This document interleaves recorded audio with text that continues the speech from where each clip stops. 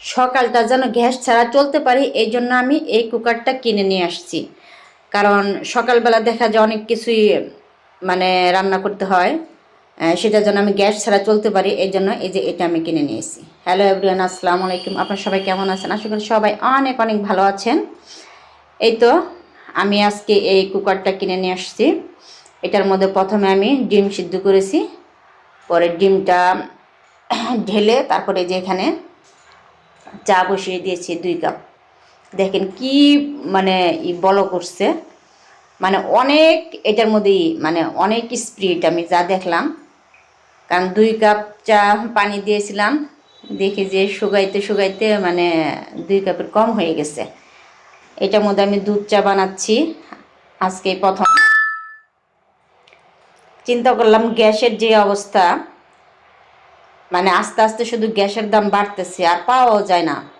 এই জন্য চিন্তা করলাম যে এই কুকারটা কিনে নিয়ে যাই, আর সাথে রাইস কুকারও আছে আমার। এই দুইটা দিয়ে মোটামুটি চালিয়ে নিতে পারি, যাতে গ্যাসটা একটু মানে কম ব্যবহার করতে পারি। সকালবেলা দেখা যায় ডিম সিদ্ধ করতে হয়, চা বানাতে হয়, তারপর ডিম ভাজতে হয়, অল্প একটু ভাত রান্না করতে হয়। তো এই কাজগুলো আমি এই কুকারেই করে নিতে পারবো। দেখেন কত সুন্দর চা হয়েছে। তারপরে যে ডিমটা ছিলে নিচ্ছি, কারণ রেগুলার আমাদের ডিম সিদ্ধ করতে হয়, তাহলে এইটার মধ্যে আমার অনেক মানে সোজা হয় এই কুকারটার মধ্যে করতে। ছোটো ছোটো আছে, দেখা যায় 2টা 1টা 3টা 4টা ডিমে সিদ্ধ করা যাবে। এই তো ডিমগুলো ছিলে নিচ্ছি। এখন চা ডিম এগুলো খাবো। যাই হোক, জামাই বাহিরে গেছে হাঁটতে, মেয়েকে নিয়ে গেছে, মেয়েকে দিয়ে প্রাইভেটে দিয়ে তারপরে হাইটে আসবে। এদিকে আমার অনেক ক্ষুধা লাগছে, তাই জামাইয়ের চাটা আলাদা রেখে এখন আমি আমারটা খেয়ে নিচ্ছি।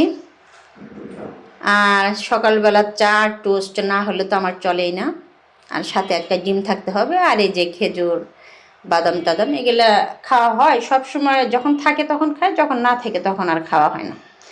যাই হোক, আমার এই কুকারটা অনেক উপকার হয়েছে। সকালবেলার আমার গ্যাসে বেশি জ্বালাইতে হবে না। আর দেখা যায় এখন আমি বেশিরভাগ সময় রাইস কুকারে ডাল রান্না করি, সবজি ভাজি করি রাইস কুকারে।